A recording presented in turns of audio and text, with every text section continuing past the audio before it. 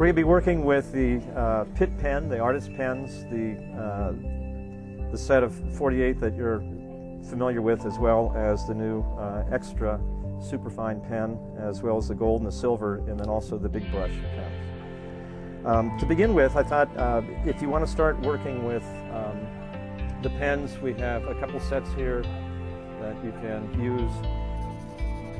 All right, so in working on that, in filling out larger areas like that, it takes a little more strokes to use this pen.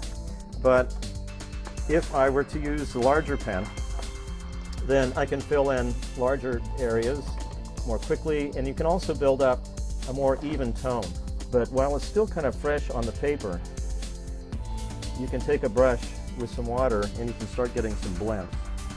And then to kind of come back with the fixed marker, especially with the extra sharp, you can then put additional detail and some additional cross-hatching in there. So you have a nice wide range between the scale of the extra superfine point and then the thickness and the quality of stroke that you can get with the brush pen.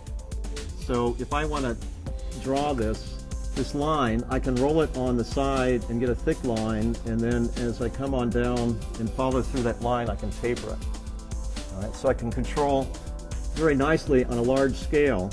For laying out a canvas, rather than use a charcoal or a graphite that has to be fixed to the surface, once these dry on the canvas, you don't have to worry about them mixing with your paint. If you want to do a drawing with these pens, then you can be very sketchy with it, and I could see how these would be very nice to use in a life drawing class where you're working on larger pads of paper and you want some nice sketch marks and filling in tones. It's very easy with a light touch to get a lot of things blocked in a very sketchy way.